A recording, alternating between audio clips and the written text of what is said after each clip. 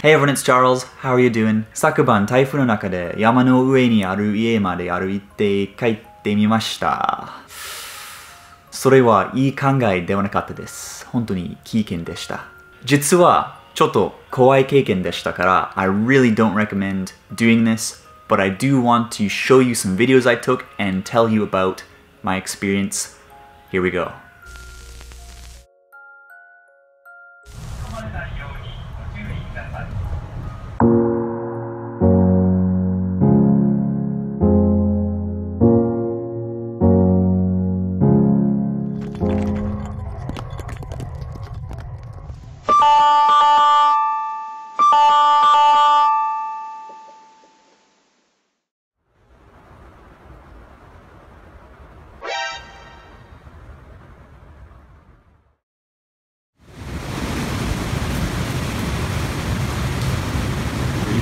Kidding me.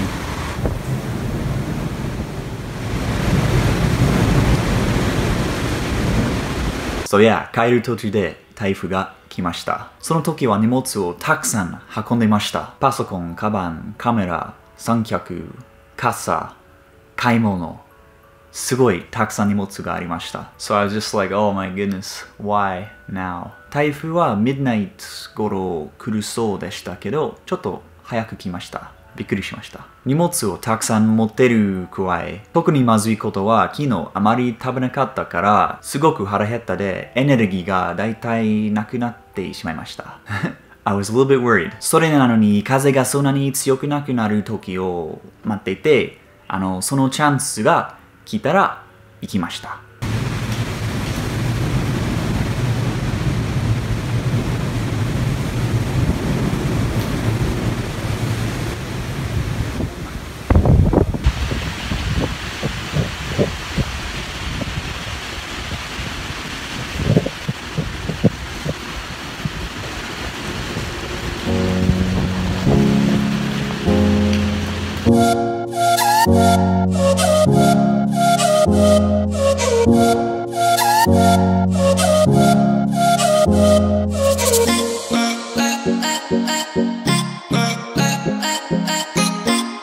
台風はこれからだんだんひどくなりそうだと思いましたし、タクシーは全然なかったので、なんとかなるさと思っていて、徒歩で家まで山を登ることにしました。In hindsight, this was not a very good idea. At this point, my legs were getting really shaky from hunger, so I just wanted to get home as soon as possible to make my tasty curry udon with spinach and eggs dish. 家に到着するまでは20分くらいかかると思って、重い荷物とちょっと弱い足の状態でも、自信を持っていけると思いました。皆さんはこういう場合ではどうしますか？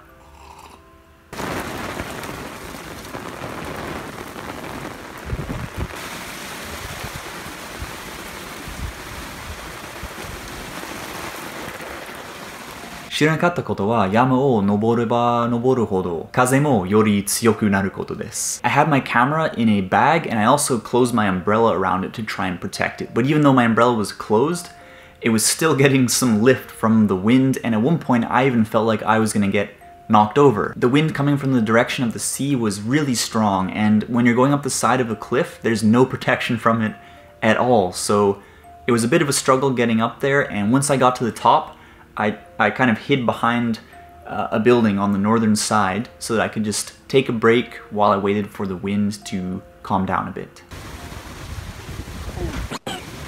Oh, I actually can't move to my house. The wind is strong enough to knock you over.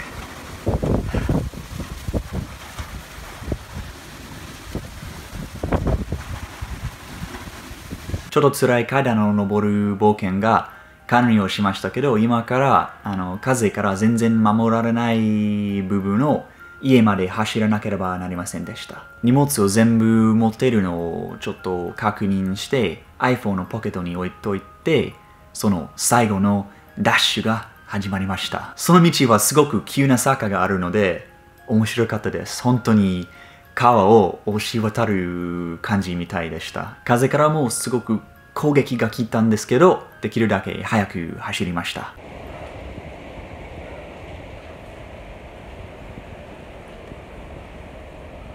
Oh, my body is soaked, my pants are soaked, my feet and shoes are soaked.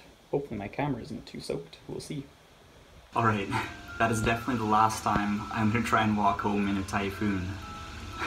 It was totally fine when I left Sannomiya. By the time I got to Shin-Kobe station, things had totally changed. But there's no taxis around, and I thought, it's pretty windy outside, but I'll give it a go and try and get home. I can probably make it, it's okay. And then when I'm halfway up the mountain, suddenly, things just get crazy. The wind starts blowing so hard that I'm getting, like, my umbrella's getting lifted. I'm getting lifted a little bit, even though I'm carrying so much luggage. And I'm just getting buffeted by rain and wind, and holy smokes, losing my balance.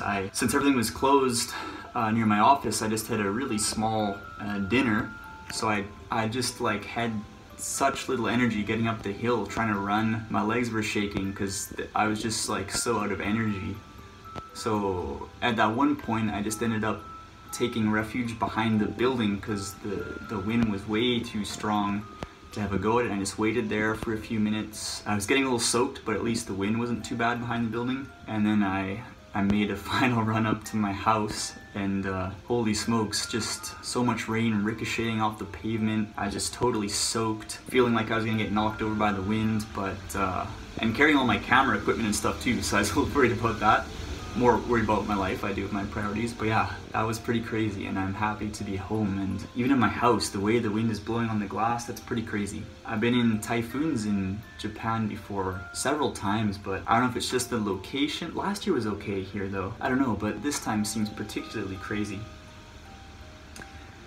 Anyways, don't do what I did. Get home early if there's a typhoon and hide in your house, or take a taxi, or do whatever to make sure you are safe indoors. That was not very fun. That was pretty scary. And I'm never gonna do that again unless I really have to. And yeah, time to cook some food. I'm starving, but stay safe everyone, and have a good night.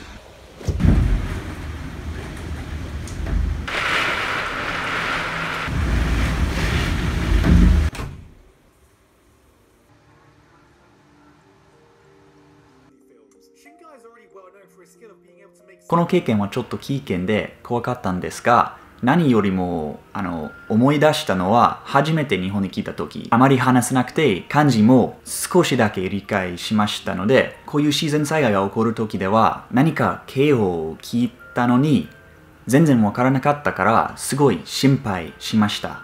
本当に怖かったです。特に初めて日本に来た時は、東北の地震の少し後で、北海道でもたまに何か防災訓練が行われて、訓練のことだと全然知りませんでしたので、すごい怖かったです。I remember hearing the tsunami sirens one morning, and I lived quite close to the ocean, and I was really scared. But I had no way of knowing what was happening because I couldn't understand what people were saying on the intercom, and I couldn't read about what was going on either. So it was pretty scary. This is why when you're going to another country, and if you don't speak the language and you can't read at first, I think it's really important to try and make a local friend who you can count on and you can call or otherwise contact in these kind of situations to make sure everything is okay. Because I definitely remember a few times when I first came to Japan, I was pretty scared because I didn't know what was happening. Now I can check my phone. It's still kind of scary because natural disasters are scary, but at least I know what's happening. Anyways, that was a terrible idea to try and walk home in the typhoon. Don't ever do anything like that. If there's a typhoon, get inside before it hits. Get whatever food and supplies you need to wait it out, and just stay inside where it is safe. And keep an eye out for any emergency notices or evacuation orders. Hope everything was alright for you and your family with the typhoon here. And on a lighter note, if there's a typhoon and you can't go outside for a day or two, what do you do at home to pass the time? Let me know in the comments. Alright guys, thanks as always for watching, and we will talk again in the near future. Bye for now.